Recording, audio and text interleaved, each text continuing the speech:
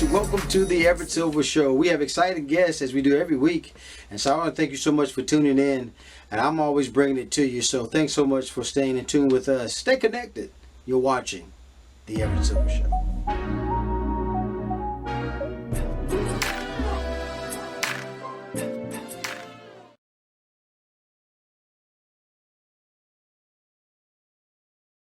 Hi, Everett. Morning, Everett. Hey, Everett. Well, I want to first guys, hey, I'm saying hello to you guys. You got to know AJ Aquia Johnson is with us, KJ Dismute, Claudia Jordan. I'm telling you, we got to talk about VH1's Couples Retreat because I tell you, it is something, kind of interesting going on. So, and I got to start with you, AJ. You got to first of all know, just to have you on the show, man. You all of our crush back in the day. You know that. But what is it gone? Is it over? I'm still fly. It's not, hello. It's not gone. You just heard me say. I'm saying just to have you on the show, but this is no house party though. When you talk about, the couples retreat, when you think in terms of it with you and John Sally, kind of help the couples dig a little deeper. How much do we have to dig? Oh my goodness, I didn't even know how deep we were gonna dig. Literally on a daily basis. When you watch this show, and as many people say, "Oh, it's scripted. Oh, it's fake." No, it is not. I mean, we all got very little sleep. I know for me, I would think it was going to go one direction, and then in one conversation, it would shift, and the cameras that I would run, try to capture. I mean, it is real in real time, and all in the sake of love and trying to help these couples find the truth in themselves and in their relationships. And I think anybody watching is going to learn a lot as well. So it's one big happy family, and we're all in it together for real, starting on Monday. Now, exactly.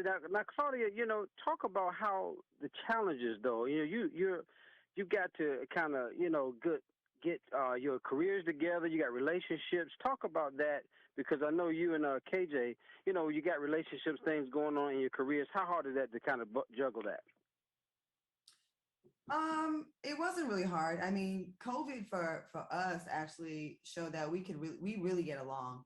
We were together we quarantined together, and then he pretty much never left, but he don't want to sign a lease, but he never left. So so anyways, but with that being said, a lot of people that were together that much time. See what I had to deal with? See, this is what I had to deal with. We got along in our own way. Like, some people think, damn, they talk to each other kind of harsh. We do, but it's kind of like our language, but balancing everything. I mean, I would get ready for my show and he would help me set up my lights and my cameras. Like I went to the casino one day because I'm a degenerate gambler. When I came back, he hooked up my whole background and painted the walls. Like we were able to work together like that really well.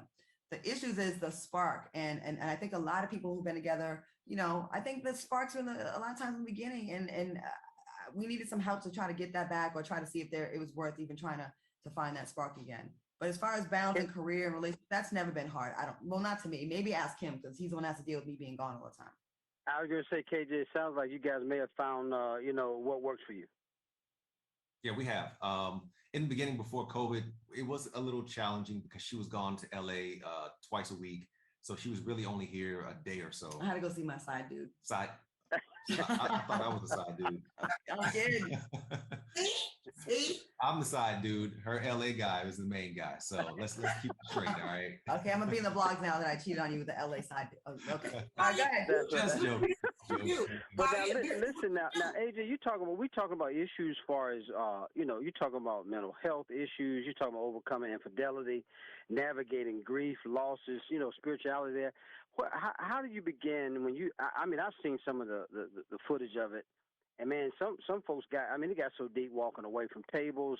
How do you kind of navigate that? I let it play out real time.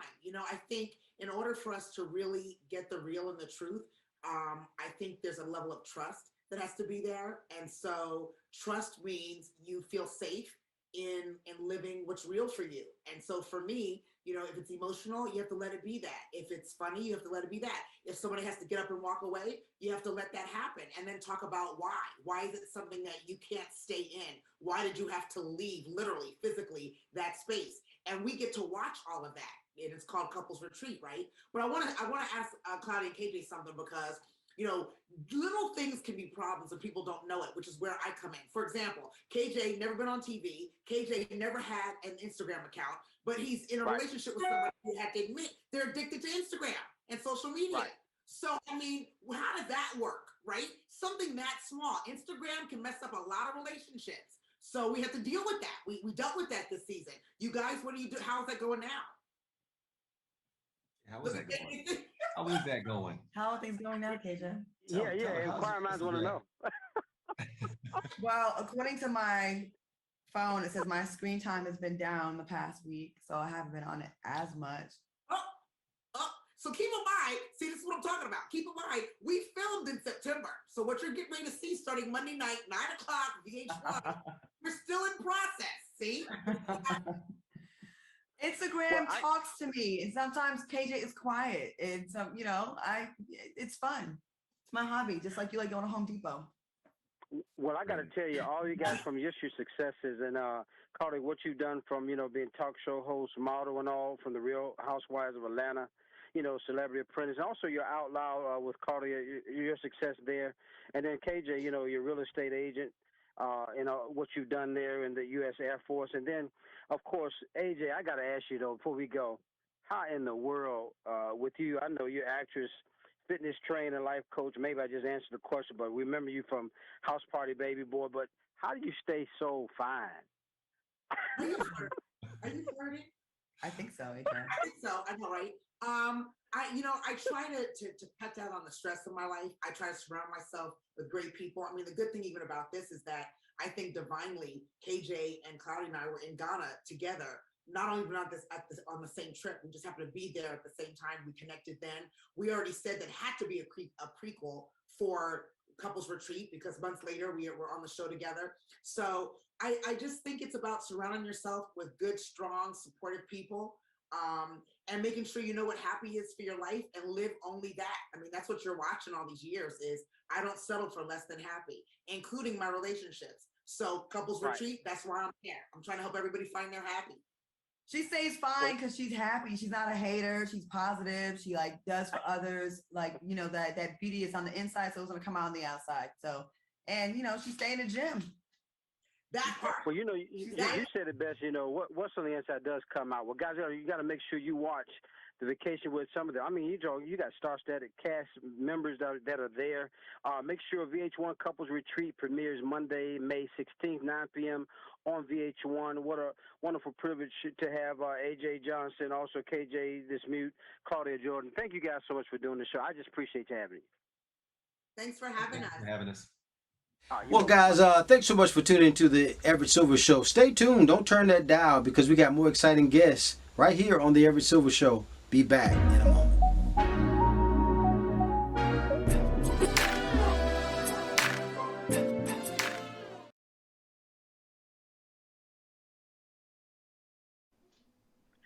Well, folks, many may know her as Punky Brewster and the star of the Kids 90s show, but her kids, she is known now as Mom, and in many ways she still feels that teen age, kind of herself, but as mom of 4, Soleil Moon Frye has learned many lessons, raising her teens and including prioritizing the health, by helping protect her 16-year-old against potentially life-threatening illness as she starts to think about college. But now the second year, she's a spokesperson for the GKS campaign that raises awareness about meningitis B and also vaccination. So Soleil Moon Frye is here to join us to discuss her life as a parent and bring us kind of up to date on her career environment and the importance of the public health awareness campaign. Also joining her is, again, Dr. Shaka Gillen is with us. And so, guys, I want to welcome you to the show. Again, talk about Soleil. Bring us up to date on your latest projects. Well, thank you so much for having me. I am so excited to be here with one of my lifelong best friends, Shaka. It's a true honor, and to be here in partnership with GSK and Ask to Be Sure. I have 4 kids. They are my life, my loves, my world, and all we want to do is try to protect them the best we can. And I have a 16-year-old about to go into the world and looking at colleges and school. And I learned about meningitis B through a friend, and I really did not realize what I've learned now. And I reached out to my dear friend Shaka and learned so much more. And I'm just so grateful that we're here having this dialogue and this conversation. Well, I'll tell you, it's such a pleasure to have you. And then, Soleil, why did you get involved in the campaign? Really, I didn't realize, I think for me, and so many parents, you assume that when your kid is little, they get the meningitis vaccination and that's that. And I didn't realize meningitis B was something completely different and just how life-threatening it was. And so I reached out to Shaka and she shared more with me, and I'll turn it over to her right now. But I really thought it was important. If I wasn't aware of this, then I was sure that so many millions of other families weren't aware. And I think it's really important as families to be able to have these discussions, conversations. My daughter has now had her first vaccination against meningitis B. And I think that every family is different, but it's really important that we get to have these conversations and raise these questions to our healthcare providers and to have these dialogues and to be able to open up and have these conversations. Absolutely. Now, Dr. Gillen, talk about, though, the importance. First of all, what is meningitis, and what might, I guess, teens and young adults be, why they might be at risk? Well, thank you for having us. Meningococcal disease, or meningitis, is a rare but serious infection that can cause complications and even death. So 1 in 10 individuals will end up dying, often within 24 hours, despite our medical care. 1 in 5 will end up with permanent damage, such as limb amputation, hearing loss, and permanent neurologic damage. Teenagers and young adults are at an increased risk. So the age group is 16 to 23. They're at an increased risk because of common teenage behaviors, things that teens do, sharing spaces. So they live in small spaces. They share just about everything. So they practically live on top of each other, and then they share utensils, water bottles, and those common normal teen behaviors put them at an increased risk for this meningitis.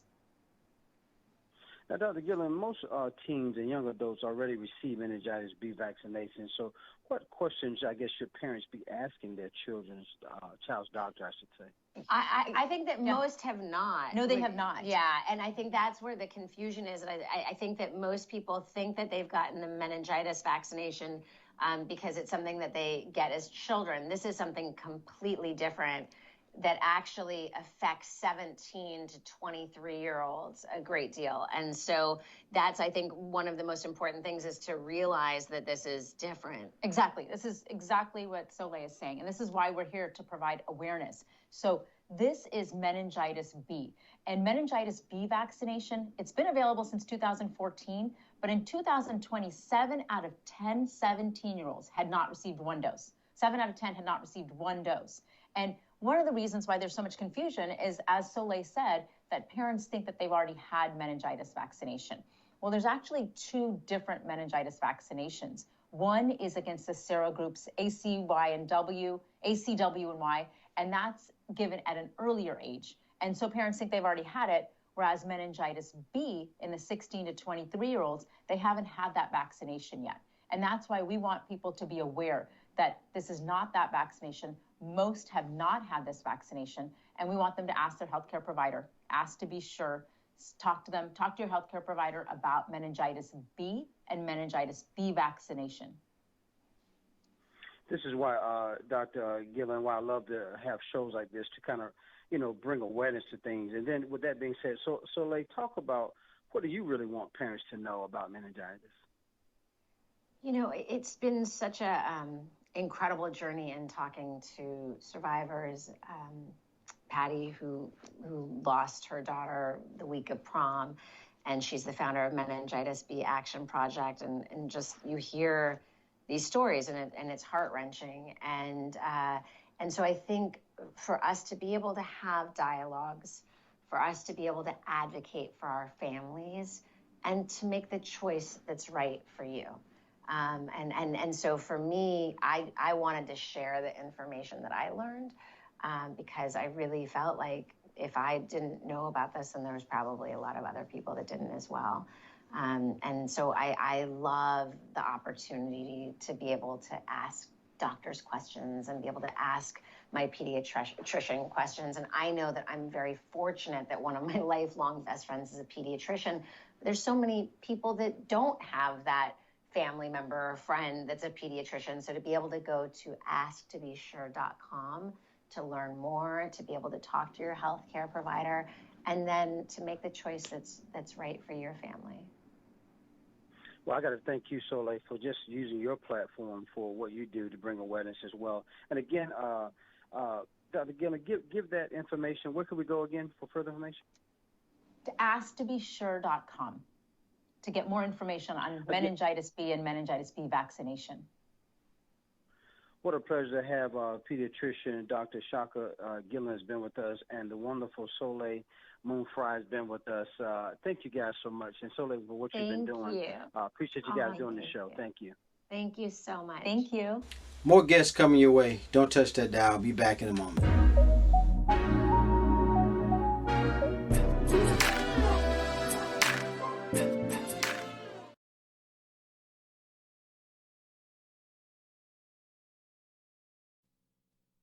Hi, Everett. Terry, thank you so much for doing the show. I appreciate you doing it. Oh, thank you. Thank you so much for having me on. Oh, you're so welcome. Well, folks, I just want to thank my special guest for being with us on today. I'm talking about New York Times best-selling author Terry Libenson is here with us, and she got a new latest installment on the wildly popular Emmy and Friends series, but she's got something called Remarkably Ruby. And so let's just talk about it, because I'm telling you, you've been doing some great things, award-winning cartoonist as well. So where do we start with this, Terry? Thank you so much. Sure, I could tell you a little bit about the series and about Remarkably Ruby. So all the books, they're a series, but they could be read as standalones. I have 6 books out now. The first one was Invisible Emmy. I started writing just from the point of view of myself when I was about 12 or 13 as a shy, quiet, artistic kid. I kind of just used that voice, and out came Emmy. and from then on, I just enjoyed rotating characters. It keeps the writing challenging and kind of fresh for me. Oh, go ahead. Sorry. No. I'm saying I was going to tell you I'm enjoying it so much, and you're talking about Remarkably Rudy, because what really jumped out at me is how everything that seems to meet the eye doesn't, right? Right. Yeah, there's definitely more to people than meets the eye. I think people, their feelings, their friendships are a lot more layered than we give them credit for sometimes, and that's definitely true of this book. It's about 2 ex-pals, Ruby and Mia, who are kind of opposite in nature, but they have a long history together, and how one of them has kind of moved on from the relationship and the other has not. So the book really deals with those dynamics, and it makes it a little more exciting because there's also a class election and a brand new poetry club that's formed. So the story revolves around those two events as well as a whole bunch of other new friendships and some old ones. So lots of interesting dynamics going on throughout this story. And Terry, I got to tell you, I always oftentimes ask people like yourself that you have this imagination, you're a best-selling author, and where does this drive to want to write, to just tell us, even maybe from perhaps your own experiences, because we love to read, but when you make it this interesting, it's really more, double honoring. But talk about, where does your drive come from to write like this? Sure. Well, I've wanted to be a cartoonist for a long, long time, and I was actually a comic strip creator first. And I've always written autobiographically, and I've always been interested in marrying like artwork and writing together. So comics was my perfect outlet. So it was a comic strip first, and I wrote from the point of view of myself as an adult, but then I was encouraged to start writing kids books, and this middle grade series was perfect because I definitely remember all the feelings I had as a kid. So I started writing from my viewpoint instead of as an adult, as like a 12 or 13-year-old kid, and just brought out all those Right. feelings. It was really cathartic. Right, right. And I tell you, you do it so wonderful because you talk about cartoons. Well, you've been an award-winning cartoonist, the syndicated daily comic strip. I know the Pajamas Diaries are there, and so. But I do know also, remarkably, Ruby is available anywhere where books are sold. Correct? Correct. Yeah. You could also find all the links on my website, which is terrylibenson.com. So if you want to go through like IndieBound or Barnes & Noble, all the links are there. Well, I tell you, what a pleasure to have award-winning author and cartoonist Terry Libenson has been with us. Terry, I thank you so much. I tell you, for guys, go out and get the books. I mean, she's doing some wonderful things. Terry, appreciate you having me on the show. Thank you so much. It was wonderful to be here. All right, you're welcome. Bye-bye. More guests coming your way. Don't touch that dial. I'll be back in a moment.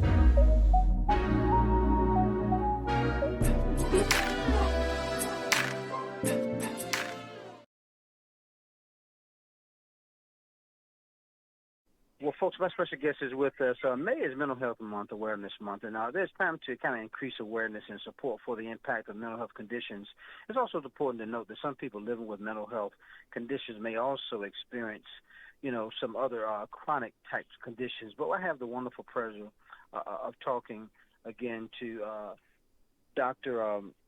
Rakesh. Thank you so much for doing it. Jain, that's here with us, clinical professional, Department of Psychiatry, Texas Tech University, School of Medicine there in Texas. So let's talk about this mental health. And I tell you, it's kind of really, I thought about it because I just read something and saw something about, people are really succumbing to some things like this. Let's talk about it, doctor. Yes, sir. Yes, sir. Mental health is under significant pressure. It has been for centuries, but I do agree with you. It's been a big problem. And many of us are seeking help, and many of us are also willing and wanting to get the maximum help from medications.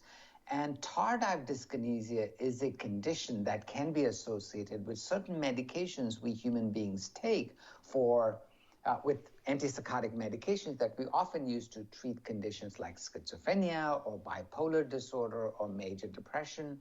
Because we want to protect our mental illnesses, we got to talk about all of the issues, including tardive dyskinesia, if it appears in our life.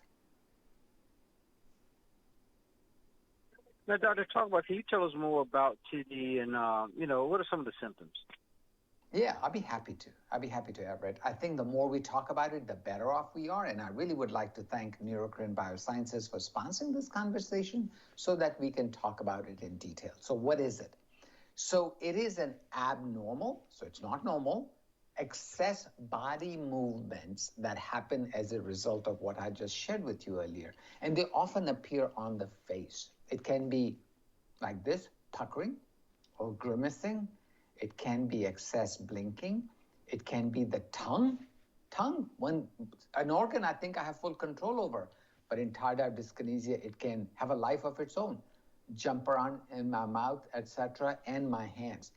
And Everett, the problem is it's actually quite common. 600,000 Americans have it, and only about 25% of them have been actually identified. So just think about it. 75% of 600,000 people are out there living with it and often suffering from it, and it's not been diagnosed. That's why this conversation and the website I'm about to give you could be so helpful in getting the ball rolling for these unfortunate people. And that website is talkabouttd.com. Now, Dr. Jain, talk about the emotional, though, social, physical kind of impact TD, and what does it look like for a patient, or from a patient's perspective? Yeah, well articulated. This is not just a movement disorder. It comes with a price tag. And the price tag is often exactly what you said, psychological. It can devastate your mental health. It can make someone's depression worse. It can make someone's social isolation even worse. It can make going to grocery stores difficult, going to your job difficult, dating difficult, dealing with your children difficult. So yes, one of the main reasons why I'm so passionate about identifying and treating tardive dyskinesia is in order for a person to live their full life And it sure is difficult when TD is active. So go to talkabouttd.com, learn about it, find a healthcare provider if you don't have one who can identify the condition and treat it. And thank you so much for this opportunity to talk about this very important issue. I want to thank again Dr. Rakesh Jain, has been with us, clinical professor of the Department of Psychiatry there at Texas Tech University School of Medicine, Austin, Texas. Thank you so much, Dr. Jain, for doing the show today. Oh, my pleasure. Thank you. More guests coming your way. Don't touch that dial. I'll be back in a moment.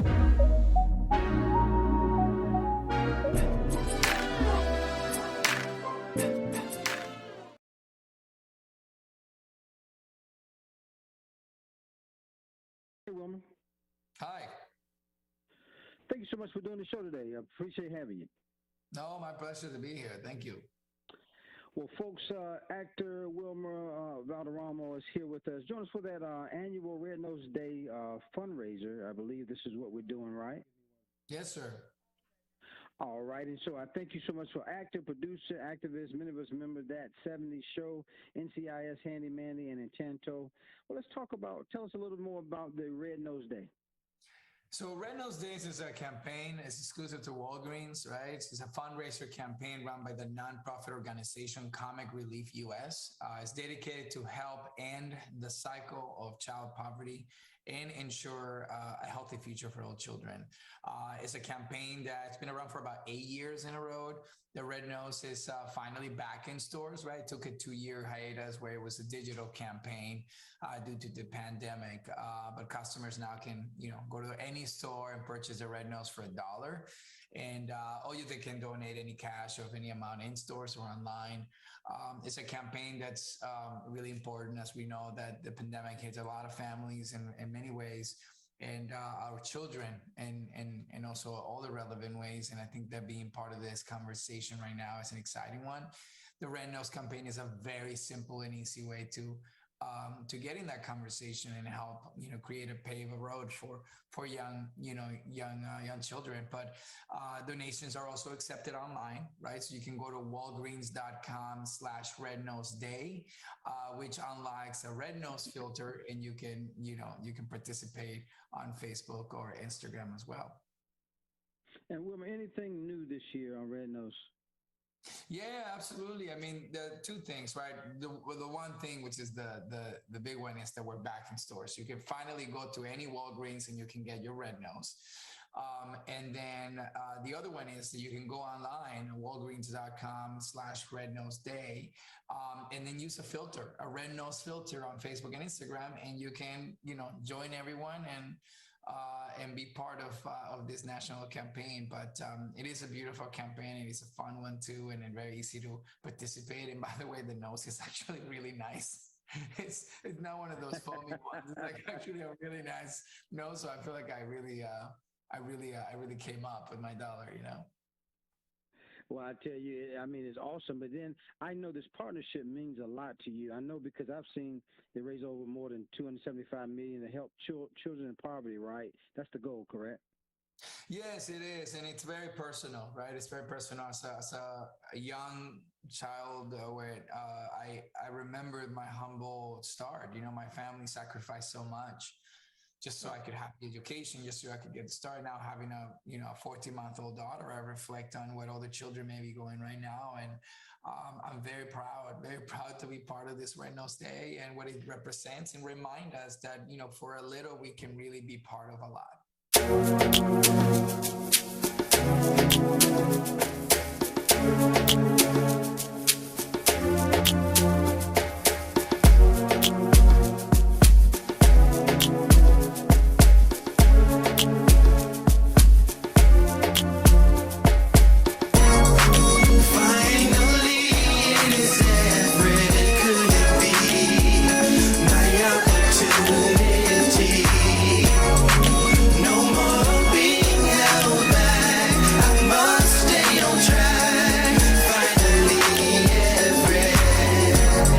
Seems like forever is coming. I can't believe it's happening to me. Wanting to sing, get the song.